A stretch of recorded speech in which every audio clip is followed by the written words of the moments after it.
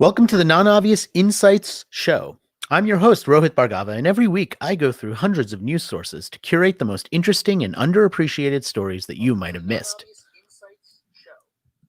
This week, we'll be talking about lessons in persuasion from both the US political conventions, how AI might have a cure for your road rage, the biggest secret about competing on MasterChef, a debate about whether New York City is dead or coming back, and how magic might help introduce pioneering technology. All that and an unusual recommendation from my non-obvious book release of the week are coming in just a few seconds.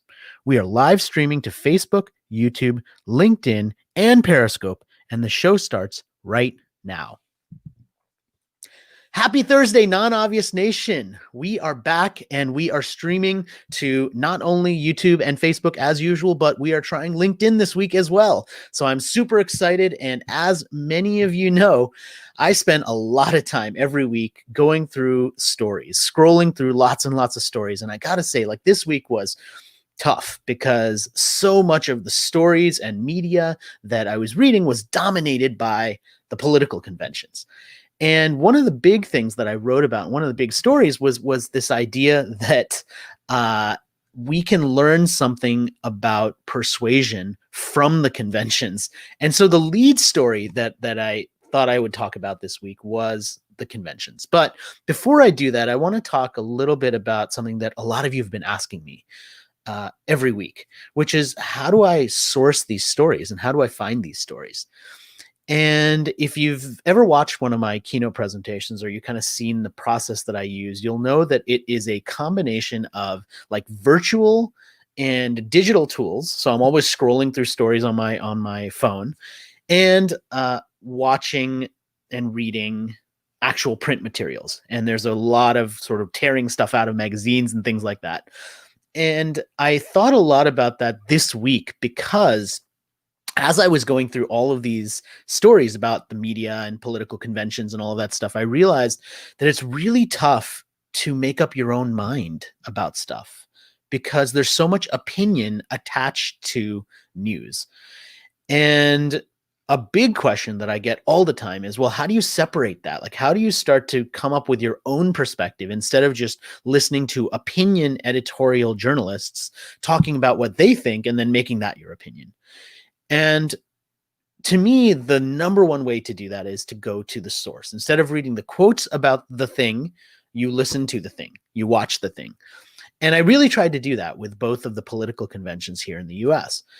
And what that meant for me was watching the speeches, watching the pre-recorded segments, and then hitting mute anytime the commentary came on. And I switched between networks. So I watched some of the conventions on Fox News. I watched some of them on ABC. I watched it on CNN. We just kept flipping between networks. So Chovy was really annoyed, I think, because we kept moving. And I was like, okay, turn it to the other one, which is not a great way to watch them just from an entertainment value point of view, if you find that sort of thing entertaining. But it was interesting because it gave us a little bit of a chance to have that perspective and not have it clouded by all of the commentary around it. And as I watched both of them, I tried to come up with these conclusions. And I actually wrote a post about this on LinkedIn, where one of the first things I focused on was the personality behind both conventions. And the article that I posted talked about why the provocative headline was why the Republican National Convention is a flop and compared to the Democratic National Convention. And my intent with writing it that way was, yes, to be a little bit provocative, but not to make a political statement. It was more about me trying to see what worked and what didn't work. And in the article, if you read the whole thing, what you'll see is that I list 8 specific things that I thought worked really well with the Democratic National Convention and not so well with the Republican National Convention. And ultimately, if there's kind of a theme to all of it, for me, it came down to more humanity. In the Democratic National Convention, there were people on Zoom. There was less pre-recorded content. Even the pre-recorded content was in people's homes. It wasn't in an empty banquet hall behind a podium. The choices of the different speakers, all of those had an element to play here. And it really reminded me of stuff that I've written about for so many years around the importance of personality, the importance of storytelling, And I really tried to dissect it in that way. So if you're interested in persuasion, if you're interested in how this works, if you like the politics of it, or even if you don't and you just want to read about kind of what makes a great presentation, I think that might be a useful read for you. And that was kind of my lead story this week, mainly because I was interested in it, but also because it was just inescapable this week because of so much content around that.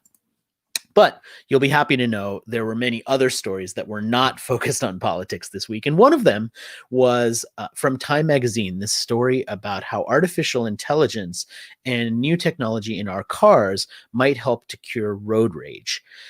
And I think it's time to maybe make a little bit of a confession to you right now, which is I definitely suffer from road rage. And I think part of the reason is because in most of my life, I'm a pretty calm guy. And I'm not a yeller, I'm not a screamer. I choose to be kind of diplomatic and get stuff done just by talking. But when it comes to driving, I actually enjoy yelling at people from my car because it's like a safe environment. I think it's like a victimless crime. I'm not like angrily cutting people off or doing dangerous stuff. I'm just yelling. And I find that to be therapeutic. Now I have a 16-year-old, so like I'm teaching him to drive. So I've really curbed my road rage, which is good. But this technology that that has been introduced and that people are trying to put into some experimental cars uses artificial intelligence to determine whether you might be feeling a lot of stress. Yes, if you're yelling, if you're squeezing the steering wheel too tight, like all of these things may be indications that you're having road rage. And maybe the technology inside of our cars can help to make that less of a problem. It's probably less of a problem now because many of us are commuting a lot less than we used to be. But I really like this idea of using technology to predict the situations where we may need to be sort of talked down off of that ledge, off of that moment. And I think if you've studied psychology at all, you know that one of the biggest factors in helping people get from that moment of rage to having more perspective is having some sort of intervention. And to me, this real-time intervention of using technology to do that could, in the future, actually save some lives. And so that's a beautiful thing. But also, it's just a nice way of thinking about how we could use technology and use AI to actually benefit all of us. And so that was just an interesting story from that perspective. Another one, and this is kind of on the same theme of this protective technology, is that your next physical or your next health screening might actually happen by Selfie. And I know that sounds weird, but there's a bunch of technology and new apps that are essentially using elements of your facial features, body temperature, expressions, and things like that to not only determine your health, but also screen for heart disease or potential heart disease. There's other apps that screen for various conditions, genetic conditions that you might have. And it's one of those things that is partially enabled by just the increase in quality of many of these tools that we have in our pockets, right? The increase of the screen quality and the camera quality, but also it's another way that we're trying to automate our own health. And a lot of times when I talked about this or when I focused on this, there's many technologies that are bringing this automation proactively to us. And that's a shift already because most of the time in the past, in human history, we've gotten healthcare like when we felt like we were in trouble, right? Something was going wrong. We weren't feeling good. We had an injury. And so we went and got somebody to take care of it. And the beautiful thing about these tools is if we can be more proactive with them and they can detect those moments before we even realize we're having them, then we could become healthier as a result of that. And so I think this is one of those frontiers that we're going to see more and more innovation around. And so I'll be tracking that. And I think it's worth watching whether you work in the healthcare field or not. It's just an interesting space that I think is worth watching. One of my guilty pleasures that I always love watching if I get a moment to do it is reality cooking shows.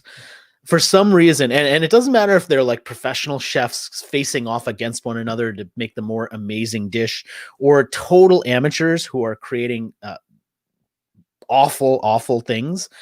I like watching people compete when it comes to the cooking. And this article that I saw on Medium this week it was one of the former contestants from MasterChef who wanted to share the big secret behind these shows.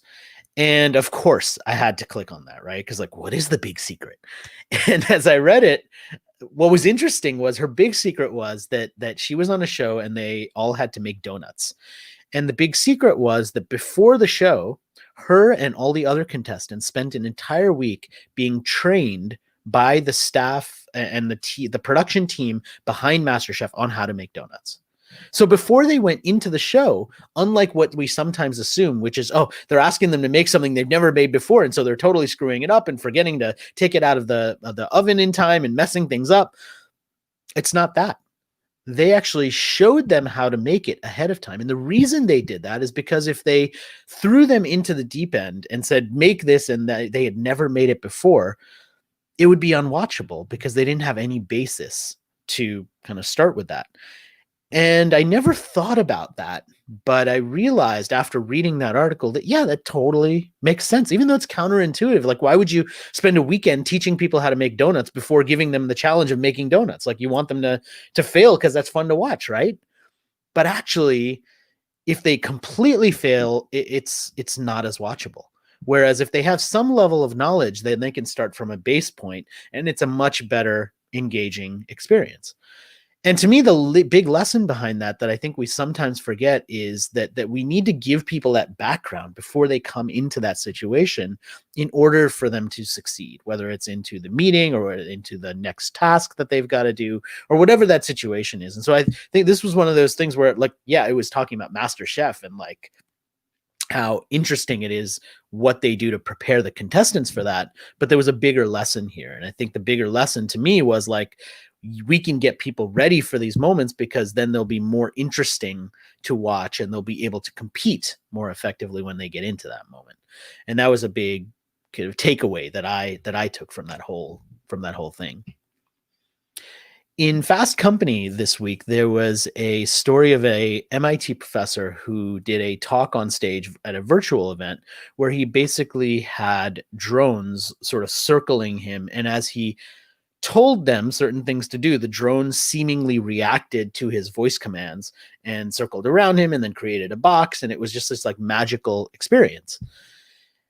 And it turns out that they were actually just following a pre-scripted pattern. And I've seen this actually a couple of times at events, and it's really amazing when you synchronize drones around a pre-coded path and then you create some sort of an experience around them. They actually did this, I think, a couple of years ago at the Future of Storytelling. And it looks like magic. It really does. But what it does is it shows you what could happen when something is pre-scripted to the point where you could have all this code and the drones are following the code and you're just acting around it. And the lesson there, the bigger lesson that the professor talked about was that magic, in the way that we describe it, right, illusions that are performed in front of people, can be an interesting way to demonstrate and demo technology. And so there's this crossover between like magic and technology. And this presentation was really interesting to watch, but to me, it was like a precursor of a moment in time that I'm really, really looking forward to, which is CES, which is the Consumer Electronics Show that I've gone to many, many times, and it's in January every year. And the team behind CES announced several weeks ago, and I wrote about this as well, that the show is going to be completely virtual. And so you've got all of these tech companies wanting to make a splash with their latest devices, their latest gear. They need to get the media attention, and now they've all got to do it virtually. And I can just imagine the amount of creativity that's going to be spent over the next couple of months getting ready for that. And I can't wait to see what they come up with, because I'm just thinking back to my agency days and how much effort and time and resources we put into all of the stuff that we did at CES for our clients. And if you take that energy and put it into these virtual experiences, I think it's going to push all of us forwards. Like, it's going to push all of us towards doing really cool, more interesting stuff. Maybe after that, we'll start having like drones in our houses for like the Zoom meetings. You can have like a Zoom drone meeting. I mean, who knows? Crazy stuff. And it could all happen after CES. So I'll be watching that because I think it'll just be like really, really exciting to see. And this to me was one of those stories that started that. Sometimes technology gets super creepy. And this was an example of that. So Google is working with a couple of museums to archive and create these augmented reality 3D versions of ancient species that have been reconstructed based on fossil remains. And this is one of those ancient species, and I cannot pronounce the name of it. It's like one of these crazy long names, but like this is a like really, really haunting image of one of those animals. And this is another one of those that have been recreated in augmented reality so that you can kind of see it and experience it and just be like totally creeped out by it. Yes. But also amazed at how different the animals that used to live on Earth were from what we can see today. And it just gives you like this long-term perspective. Like, who knows, 500 million years from now, like maybe people will be looking at us and seeing the creepiness of what we were, right? And one of those ancient animals, they've got another one in this whole Google AR experience that had 5 eyes. So like there's a one-eyed crustacean, like a 5-eyed animal, and like we've got 2 eyes, and like it just shows you that there's more to be discovered and there's more stuff to see out there. And I think it was kind of a fun read for me. It was interesting to see. So if you're watching this show and you recognize some of the stories, it's because you're probably on my weekly email newsletter, which goes out every Thursday morning and incorporates the most interesting stories of the week. If you don't get it, check out this link right here. This is how to subscribe to it, and I'd love to send you those stories every Thursday. I think you'll enjoy them, and sometimes it's fun to read them as opposed to talking about them. So definitely get on that list if you're not on the list already. And now let's talk about a couple stories that were not from the email. And one of the things that I do every week is I share a double take story of the week. And my double take story of the week is a story that really got me to think twice. And this one was sort of a showdown, a feud, if you will, between a writer and friend of mine, James Altucher, and Jerry Seinfeld, the famous comedian. James wrote a LinkedIn post about how New York is dead and people are leaving and not coming back, and how New York is not going to survive the current pandemic and all of the things that have happened there in terms of people leaving, moving other places, being able to work from other places because of better bandwidth, and a number of different reasons. It was a well-argued article. Seinfeld wrote a rebuttal that went into the New York Times that said, this guy's I think he called him a putz or a schmuck or one of the New York derogatory terms, and basically said, this guy's totally wrong. New York always comes back. It's resilient. I'm a New Yorker, and like we have spirit and we always come back. And then James wrote a rebuttal to that. And so it's kind of been back and forth. And look, watching a feud like that is fun. It's fun to watch. But also there's an underlying message here, which I thought was interesting, but there was a side twist to this that I started thinking about that I think most people were not focused on. Yes, there's this interesting debate about, is New York going to be able to come back? Is it going to be the same? Is it not going to be the same? How is it going to shift? I got a bunch of emails from many of you this morning after sending this article saying, yeah, New York is going to, of course it's going to be back. Like, here's another article, right? And so this one really had a lot of emotion attached to it, which I totally get. The thing that I started thinking about when I was reading this is, if people, whether they come back to New York or they don't, where did they go now? Like, where are they now? And what's fascinating about that is many of them have moved back home to where their parents were if they were younger. They have moved to more rural areas or kind of beautiful outdoors type places closer to mountains. Many of them have moved to the place that they thought, oh, I'll go there when I retire. And they're like, well, now I may as well get out of the city and go there now. And they're getting a taste of this other life that they've always thought about, or this other way of existing. And I think a good number of them are going to say, I like that. When I need my fix of all of the things that make New York, New York, the amazing culture, restaurants, all of those things, I'll go to New York and I'll experience that. And then I'll leave and go somewhere else. And look, I'm saying this as somebody who never developed that passionate attachment to New York, but has always been surrounded by people who did. And the thing is, I grew up in the advertising industry, and in the advertising industry, pretty much everyone spent some portion of their 20s in New York. So they've lived in New York. And the time of my life when the time in my life when I would have lived there, I actually went off and lived in Sydney in Australia. So I never had my New York time. I never had that moment with New York. I live in DC, so I go there pretty frequently, and I love the city, but I never wanted to live there, and I don't have that same attachment. So my perspective is based on that. But what it was interesting about this story, and what really got me thinking, is like, what if those people do stay in other places? What are they going to create in those places where they stay? Are they going to bring some of that energy and some of all of the things that make New York, New York, to those other places? If they were a restaurateur, are they going to open those restaurants there? If they were doing other things, are they going to start doing those in those places? And though it's probably bad for New York if they leave and don't come back, it's going to be good for a lot of other places where they go. And so I'll be watching this. I think it's going to be interesting, at least in my circle, to see where these people go and what they do, because that's just such a fascinating thing to watch over time. Another example that I've been looking at of how this is going to shift over time, this is sort of New York related, but it's about an event, a big event that happens in New York, which is the US Open. And the US Open announced a while ago that they were going to be virtual and they were going to create this fanless experience.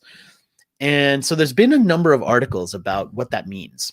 And one of them in the Sports Business Journal that I thought was really interesting was focused not on the fans, which is typically what these types of stories are focused on, but it was focused on the athletes and how the event was trying to create this, I think they called it like a virtual fan room or like a virtual cheering squad or something like that, to allow the players to have the benefit of hearing the virtual cheering from their fans, their friends, their team, who's behind them as they're playing. Because so much of tennis, and I know I used to be a big tennis player, so much of tennis is that mental ability to really get focused in the game and really be your best in those very defined moments when it really matters. And the fact that the US Open was putting so much effort behind trying to create that for the players, I thought was a great moment of empathy for the athletes, as opposed to let's just create something for the fans because we want to maximize our revenue. And to me, that was what was most interesting about what they're trying to do. So definitely the US Open is going to be starting very soon. It may have already started. I'm not even sure.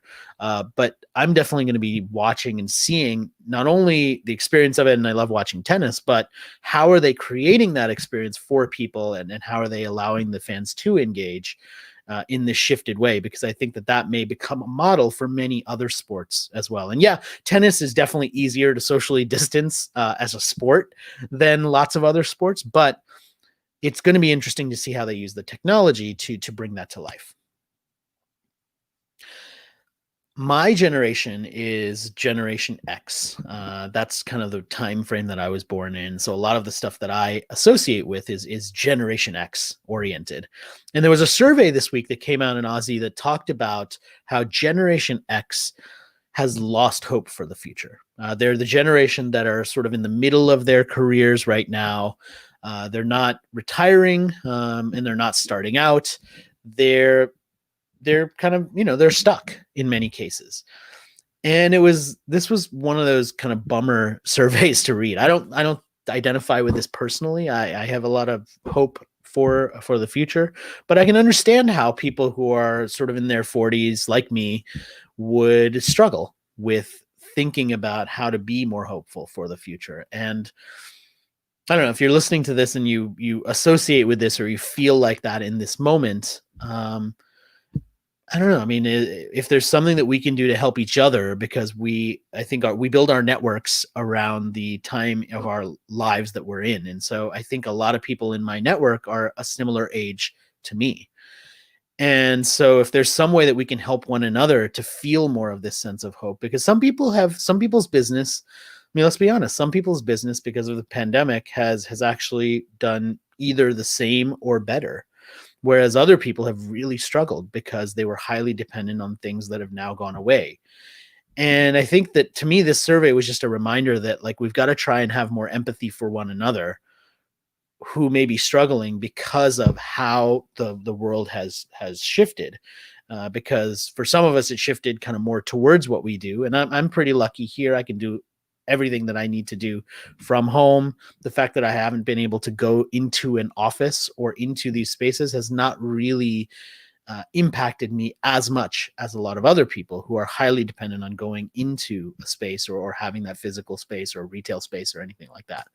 So I think, to me, this was just a reminder that, like, we got to remember to have empathy for one another and try and help each other in our network as much as we can. A story that I was watching this week that was interesting to me because it related to my life was a partnership between IKEA and Lego, where there's a new set of boxes that you can buy from IKEA that have attachments so you can build on top of them with Legos. And these are two huge brands, and brands that I buy or use pretty often.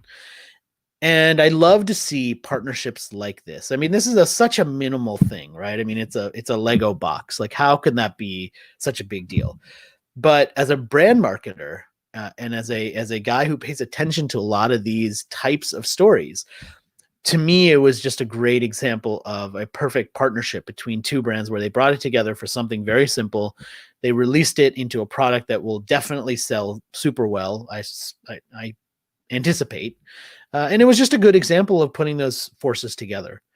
I think that thinking in terms of those partnerships, to my earlier point about just people struggling right now, like, this is one of those solutions. Lego or IKEA, I don't think desperately need this solution, but in our businesses, like, sometimes the way out of what we're struggling with is to find the right partner and create those partnerships. And you might not think of it as a brand partnership, but, like, putting those pieces together, like, that may be really valuable. So that was something that was interesting for me.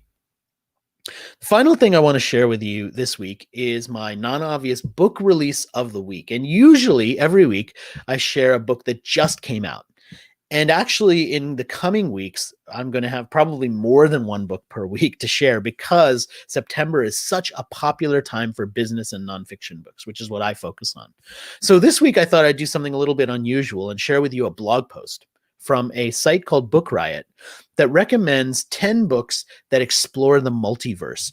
And if you look at the 10 books that they recommend, and I've read one of them and working on some of the others, but I like this type of story about multiverses and going between dimensions and science fiction and that sort of stuff. And I know that makes me super geeky, and I clearly am, but sometimes knowing what to read from a backlist and going through and reading stuff that isn't a business book or that isn't a nonfiction book is so important, because it puts your mind into a different space. And for me, that's what I wanted, to be able to continually do that. I try and read these books usually over summer break, because that's when I have time, or winter break.